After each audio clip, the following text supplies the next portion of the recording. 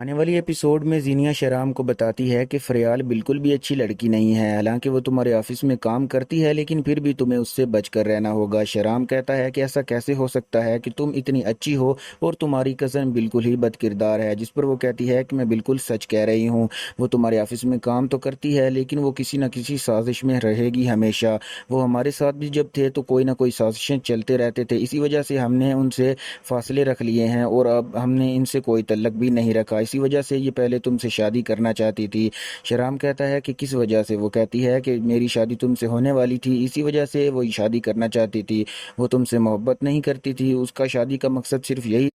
کہ ہم دونوں آپس میں کبھی نہ مل سکیں۔ وہ کہتا ہے کہ میں سوچ بھی نہیں سکتا تھا کہ فریال اتنی گھٹیا سوچ رکھتی ہے، میں ابھی ہی اسے آفس سے نکال دوں گا، جس پر وہ کہتی ہے کہ ابھی اسے آفس سے بالکل نہ نکالنا، کیونکہ اگر تم نے ایسا کیا تو سب کو یہ شک ہوگا کہ تم نے مجھ سے شادی کی اور اگلے ہی دن اسے نکال دیا، تو اس کا مقصد یہی ہوا کہ میں نے تمہیں بھڑکایا ہے۔ اسی وجہ سے وہ اسے کہتی ہے کہ کچھ دن ٹھہر جاؤ، کچھ دن کے بعد اسے نکال دینا اور کسی کو شک بھی نہیں ہوگا کہ میں نے تمہیں کہا ہے۔ شہرام کہتا ہے کہ اگر تم نے مجھے نہ بھی کہا ہوتا تو ایسی گھٹیا لڑکی کی سوچ میرے سامنے آنے کے بعد میں اسے ویسے ہی نکال دیتا، بلکہ میں تو چاہتا ہوں کہ اسے پولیس کے حوالے کر دوں۔ شہرام بالکل ہی یہ سمجھ رہا ہے کہ فریال ایک گھٹیا لڑکی ہے، حالانکہ فریال نے اس کا ہمیشہ ساتھ دیا ہے، لیکن شہرام زینی کی باتوں میں آ جاتا ہے۔ زینی بھی دل ہی دل میں سوچتی ہے کہ وہ اپنے مقصد میں کامیاب ہو گئی ہے، اس کا مقصد یہی تھا کہ وہ پہلے فریال کی شادی توڑوائے پھر اس سے شادی کر لے۔ اب شادی کے بعد وہ فریال کو اس کے آفس سے بھی نکلوا دینا چاہتی ہے، کیونکہ زینی اچھی طرح جانتی ہے کہ فریال کا اور کوئی روزگار نہیں ہے، اس کے گھر میں اور کوئی کمانے والا نہیں ہے، اور جب اس کی جاب بھی چلی جائے گی تو یہ اچھا خاصا نہیں کما پائے گی،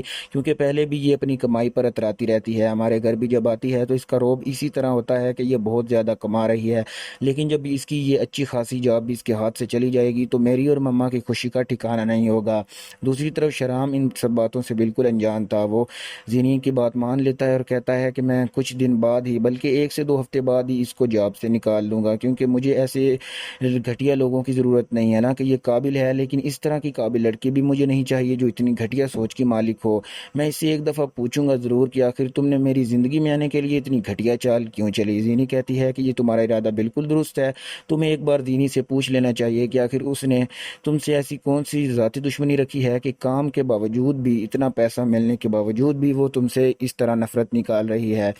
شہرام کہتا ہے پہلے تو مجھے لگا تھا کہ وہ مجھ سے محبت کرتی ہے، اسی وجہ سے میں اس کے ساتھ کھینچا چلا گیا اور اس کے والدین کے ساتھ بھی میرا تعلق بن گیا، جس پر وہ کہتی ہے کہ ایسا کبھی نہیں ہو سکتا، پہلے بھی وہ کئی لڑکوں کے ساتھ ایسا کر چکی ہے، وہ جہاں جاب کرتی ہے وہاں ان کے مالکان کے ساتھ اس طرح کے تعلق رکھتی ہے تاکہ اس کو کوئی فائر نہ کرے اور اس کی کمائی اچھی خاصی ہوتی رہے، جس پر شہرام کہتا ہے کہ مجھے بات کی سمجھ آ گئی ہے، میں اس کو جلد ہی جاب سے نکال دوں گا اور تمہیں